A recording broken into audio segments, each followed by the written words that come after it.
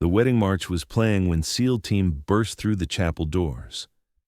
"Ma'am, there's a bomb in this building." Lieutenant Aria Viper Blake looked at her wedding dress, then at the bomb timer showing 4 minutes and said, "Everyone out. I've got work to do." At 2:45 p.m., 15 minutes before the ceremony was scheduled to begin, Aria was putting on her grandmother's pearl earrings when her maid of honor, Jessica, noticed something unusual through the window. "Aria, are those military helicopters?" 2 black helicopters were approaching the chapel at high speed, their distinctive rotor signatures indicating military aircraft rather than news crews or wedding photographers. Aria's trained ear immediately recognized the sound of fully loaded combat helicopters, and her tactical instincts activated despite the peaceful setting. "Those are MHE-60 Seahawks," Aria said, her voice shifting from bridal excitement to professional concern. "That's not normal wedding traffic." The helicopters circled the chapel once before landing in the adjacent parking area, disgorging 8 heavily armed operators in full tactical gear. Aria watched through the window as the team moved with the coordinated precision of elite special operations forces. "Jessica, something's wrong. Get everyone away from the windows and stay calm." Jessica's face showed confusion and growing alarm as she processed what was happening. "Aria, what's going on? Why are there soldiers coming to our wedding?" "I don't know yet, but when military helicopters show up unannounced, it usually means someone's in immediate danger." Commander Nathan Cross led SEAL Team 6 as they approached the chapel, his team's equipment detecting electronic signatures that confirmed their worst fears. Intelligence reports had indicated terrorist cells were planning attacks on high-profile wedding venues, and the Grand Vista Chapel had been identified as a primary target. "Team, we have confirmed explosive device signatures inside the target building," Cross spoke into his radio. "Estimated civilian count is 140, including wedding party. This is exactly the scenario intelligence warned us about." Cross's team had been conducting rapid response sweeps of suspected target locations when their advanced detection equipment had identified the unmistakable electronic signature of a sophisticated explosive device somewhere within the chapel complex. The intelligence that had triggered their emergency deployment came from NSA intercepts of encrypted communications between known terrorist operatives discussing coordinated attacks on American celebration targets, with references to wedding gifts that will be remembered forever. Inside the chapel, guests were taking their seats, completely unaware of the danger surrounding them. David stood at the altar with his groomsmen, checking his watch nervously as the ceremony's start time approached. The string quartet began playing soft classical music, creating the romantic atmosphere he and Aria had envisioned. David's best man, his brother Michael, noticed his nervousness and offered reassurance. "Relax, man. Aria's probably just as nervous as you are. In 15 minutes, you'll be married to the most amazing woman in the world." The chapel's acoustics were perfect, designed by David to enhance the musical elements of wedding ceremonies. The string quartet's melody filled the space beautifully, while guests enjoyed the peaceful moment before the ceremony began. At exactly 2:57 p.m., as the wedding coordinator was preparing to cue the processional music, the chapel's main doors burst open. 8 SEAL operators moved through the entrance with weapons raised, their tactical gear and serious expressions creating a stark contrast with the wedding flowers and formally dressed guests. "Ladies and gentlemen, this is the United States Navy," Commander Cross announced, his voice carrying the authority of someone accustomed to life-and-death situations. "We need everyone to evacuate this building immediately. There is an explosive device somewhere in this facility." The chapel erupted into controlled chaos. Guests began standing and moving toward exits, while the SEAL team maintained order and directed the evacuation. David looked around in confusion, trying to understand how his perfect wedding day had suddenly become a security emergency. Some guests panicked, rushing toward exits, while others sat frozen in disbelief. The SEAL team's professional demeanor helped maintain order as they guided people toward safety with calm efficiency. "Sir, we need you to help us evacuate your guests," Cross told David as he approached the altar. "Move quickly but stay calm.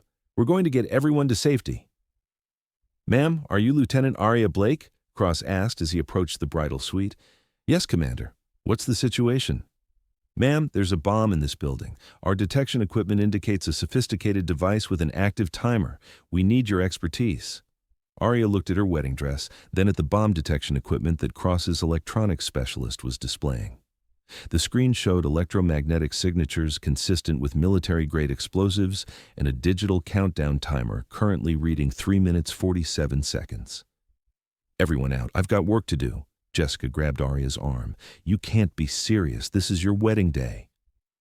"Jess, there are 140 people in this building, including everyone we love. If I don't handle this, we won't have a wedding to remember." Aria kicked off her high heels and grabbed the bomb detection equipment from Cross's specialist. Her years of training with explosive devices automatically kicked in, transforming her mindset from bride to bomb technician in seconds. The transformation was remarkable to witness. Jessica watched as her best friend shifted from nervous bride to focused professional, her entire demeanor changing as military training overrode wedding day emotions. "Commander, what are the device specifications?" "Military-grade explosive signatures, estimated 10 to 15 pounds of plastic explosive. Timer mechanism appears sophisticated, currently showing 3 minutes 31 seconds and counting down." Aria's mind raced through the possibilities.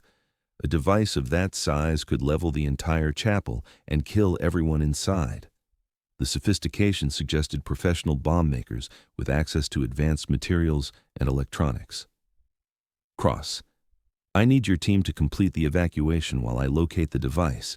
Keep everyone at least 200 meters away from the building." David appeared in the doorway of the bridal suite, his face showing confusion and concern.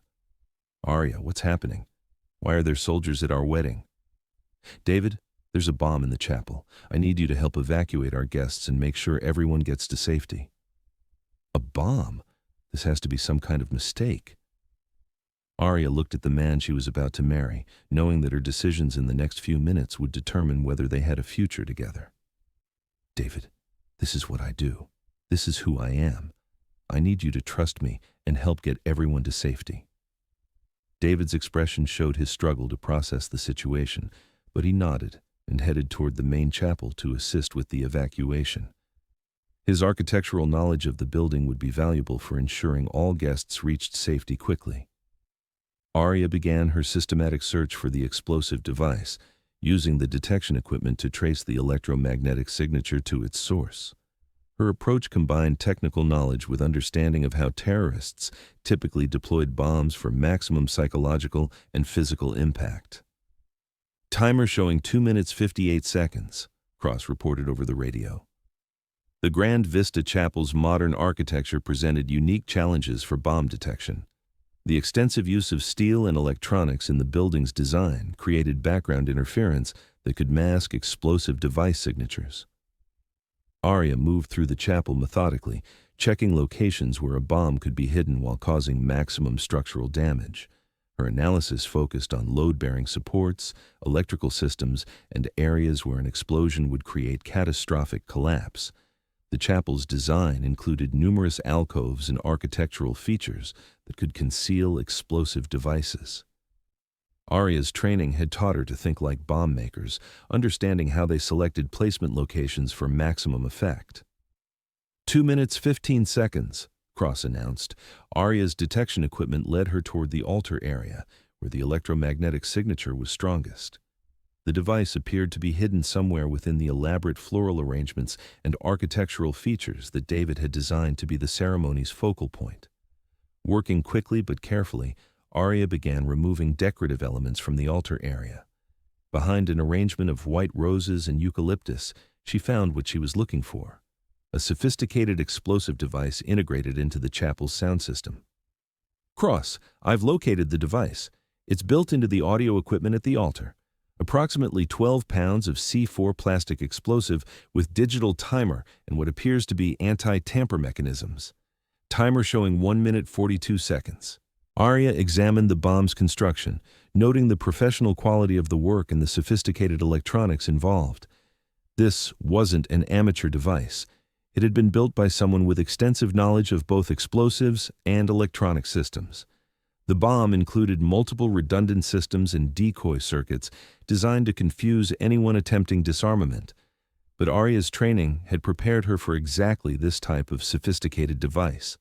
The construction quality indicated military or government training, suggesting that the terrorists responsible had access to advanced technical education and specialized materials, typically restricted to official agencies.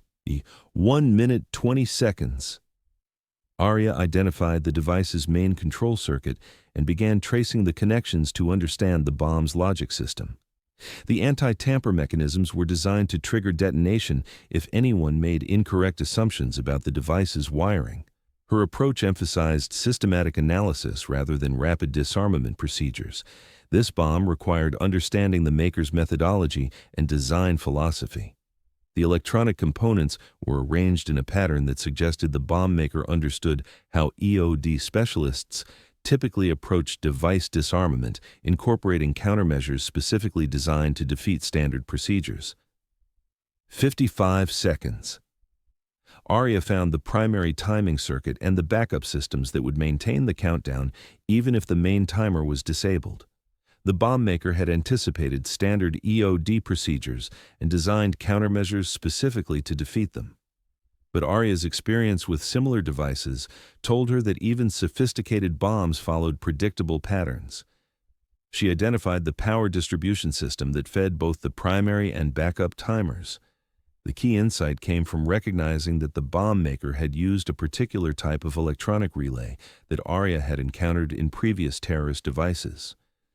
Understanding the relay's characteristics gave her the information needed to safely interrupt the device's operation. 30 seconds. Aria made her decision about which circuit to interrupt first. Her choice was based on understanding that bomb makers typically protected their devices using methods that followed logical engineering principles. She carefully disconnected the main power feed at exactly 14 seconds remaining, causing the bomb's digital display to freeze and its arming mechanisms to enter safe mode. "Device neutralized," Aria announced, her voice steady despite the adrenaline coursing through her system. Commander Cross's relief was evident as he confirmed over the radio. "Outstanding work, Blake. You just saved 140 lives." But Aria's examination of the bomb revealed troubling details about its construction and placement. The device showed signs of professional military training and access to restricted materials. "Cross, this wasn't built by amateurs. Whoever made this bomb has serious technical knowledge and probably military or government connections." "What are you thinking, Lieutenant?" "I'm thinking this might not be the only device. Professional bomb makers don't usually limit themselves to single targets." Cross's intelligence team immediately began checking other wedding venues in the region, while Aria continued analyzing the defused bomb for clues about its maker's identity and capabilities. The electronic components included serial numbers that could be traced through military supply chains, and the construction techniques matched patterns from previous terrorist attacks that had been linked to international networks. "Blake, we're getting reports of similar devices at 2 other wedding venues within 50 miles of here. This appears to be a coordinated attack." Aria looked at her wedding dress, now stained with dust and debris from her work under the altar. Her wedding day had become something she never could have imagined, a counter-terrorism operation that might extend far beyond the Grand Vista Chapel. "Cross, I want to help with the other locations. If these people are targeting weddings, there might be other couples going through exactly what David and I just experienced." "Lieutenant, you've already done more than enough. You should be celebrating your wedding, not risking your life on additional operations." "Commander, these terrorists tried to murder everyone I love on the happiest day of my life. This isn't just professional anymore. It's personal."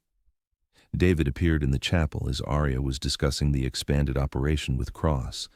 His expression showed a mixture of pride in her capabilities and concern for her safety. "Aria, I heard what you're planning. You can't seriously be thinking about leaving our wedding to chase terrorists." Aria looked at the man she had been about to marry, understanding that their relationship was about to be tested in ways neither of them had anticipated. "David, they didn't just plant one bomb. They're attacking other weddings right now. Other couples are facing what we just went through, and I might be the only person who can help them. But this is our wedding day. Can't someone else handle the other situations? Aria realized that David didn't fully understand what her military service meant or why her expertise made her uniquely qualified to address the terrorist threat. David, this is who I am. I'm not just someone who used to be in the Navy. I'm someone who saves lives when other people can't. If I don't help, more people are going to die today. Cross approached them as Aria was explaining the situation to David. Lieutenant, we've confirmed explosive devices at the Rosewood Manor and the Ocean View Pavilion. Both venues have active wedding ceremonies in progress. How much time do we have? The Rosewood device is on a timer showing approximately 25 minutes. The Ocean View device appears to be on a 30-minute delay. We can get you to both locations if we leave immediately. Aria looked at David, then at her wedding dress, understanding that her choice would define not just her wedding day, but possibly her entire future with the man she loved. Cross, let's go save some weddings.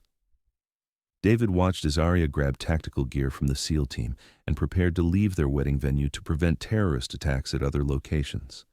His expression showed his struggle to understand how the woman he thought he knew could make such a decision. Aria, what about us? What about our wedding? David, our guests are safe because we stopped the bomb. Other people's guests won't be safe unless we stop the other bombs. Our wedding will still be here when we get back. 15 minutes later, Aria was aboard a SEAL team helicopter heading toward the Rosewood Manor, still wearing her wedding dress, but now equipped with bomb disposal equipment and tactical gear. The Rosewood Manor was an elegant estate venue nestled in rolling hills 30 miles inland from the coast. As their helicopter approached, Aria could see wedding guests enjoying cocktails on the terrace, completely unaware of the explosive device hidden somewhere in their celebration. Blake? Thermal imaging shows approximately 80 guests at this location. The device signature is coming from the main reception hall. The SEAL team's approach to the Rosewood Manor emphasized speed and discretion to avoid panic, while ensuring rapid evacuation if the bomb couldn't be defused in time. Aria's search of the reception hall revealed a device hidden within the DJ's sound equipment, positioned to cause maximum casualties during the dinner reception. The bomb's construction was identical to the chapel device, confirming that the same professional bomb maker had targeted multiple weddings. Working with steady hands and systematic methodology, Aria defused the Rosewood device with 8 minutes remaining on its timer. The grateful bride and groom insisted on continuing their reception despite the disruption, turning their near disaster into a celebration of survival.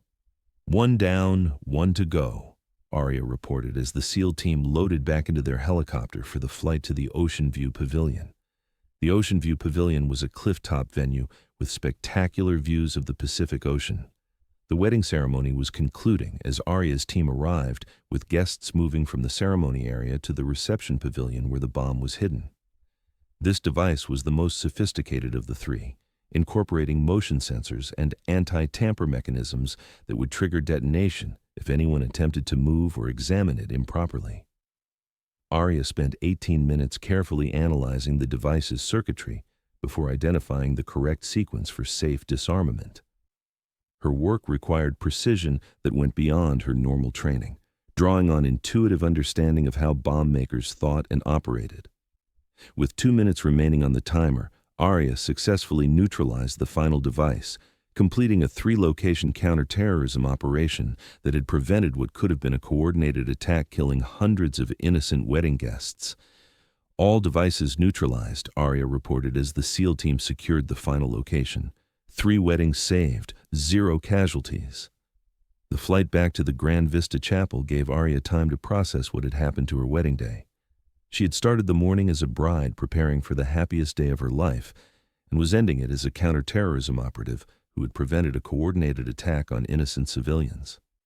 David was waiting at the chapel when Aria's helicopter landed, his expression showing a mixture of relief at her safe return and confusion about what their wedding day had become. Aria, I'm glad you're safe, but I have to ask, is this what our married life is going to be like? Emergency deployments in the middle of our most important moments? Aria looked at the man she loved, understanding that their relationship was at a crossroads that would determine their entire future together. David, I saved 3 weddings today, including ours. I prevented a terrorist attack that could have killed hundreds of people. If you can't understand why that was more important than cake and dancing, then maybe we need to talk about who you think you're marrying. David's response would determine whether their wedding celebration continued, or whether Aria's choice to save lives had cost her the man she loved. Aria, I'm proud of what you did today. I'm just trying to understand how to build a life with someone whose work involves this level of danger and unpredictability. David, this is who I am. I'm not someone who can ignore people in danger just because it's inconvenient. If you want to marry me, you're marrying someone who will always choose to protect innocent people, even when it costs us personally. David looked at Aria in her stained wedding dress and tactical gear, understanding for the first time the true scope of her capabilities and commitment to serving others. Then let's finish getting married. But next time you leave our wedding to save the world, I'm coming with you. 6 hours after the wedding march had been interrupted by SEAL team operators, Aria and David were finally able to complete their ceremony in a private service, attended by their immediate families and the SEAL team members who had become part of their extended family. Do you, Aria Blake, take David Morrison to be your husband, understanding that your love has been tested by circumstances that would challenge any couple and proven stronger than any obstacle? Aria looked at David, knowing that their wedding day had become something neither of them had anticipated, but that had revealed the true depth of their commitment to each other. I do. And I promise that whether we're facing terrorists or just the normal challenges of married life, we'll face them together. The terrorists who had planned to turn multiple wedding celebrations into tragedies learned that some targets possess capabilities that transform their intended victims into their worst nightmare. 6 months later, Lieutenant Aria Blake was promoted to lieutenant commander and offered leadership of a new joint task force specializing in preventing attacks on civilian celebrations. Her techniques for rapid bomb detection and disarmament under extreme pressure became the foundation for protecting public events nationwide. David Morrison established an architectural firm specializing in security-conscious design, using his expertise to support Aria's continued military career while building the life they had both envisioned. Today, Commander Aria Viper Blake leads the military's most successful counterterrorism program focused on protecting civilian celebrations, proving that the most effective response to terrorism is expertise combined with the determination to protect innocent joy. Her story reminds us that sometimes our most important moments are defined not by what we planned, but by how we respond when circumstances demand we become more than we ever imagined possible. Have you ever had your perfect day interrupted by circumstances that revealed who you really are when everything is on the line? Aria's story shows us that sometimes our greatest victories come when we choose to protect others, even when it costs us personally. The terrorists who thought they could destroy wedding celebrations learned that some brides are more dangerous than any bomb, especially when they're protecting the joy and love that makes life worth celebrating. If you believe that expertise and courage combined can overcome any threat, share this story. Because somewhere, someone is facing an impossible choice between personal happiness and protecting others, not knowing that their moment to prove that heroes come in wedding dresses might be approaching faster than a countdown timer reaches 0. Aria Blake didn't just save her wedding day. She proved that the most powerful response to terrorism is refusing to let fear destroy the celebrations that make life beautiful. Thanks for watching. If you like this video, you can subscribe to see more incredible stories like this one.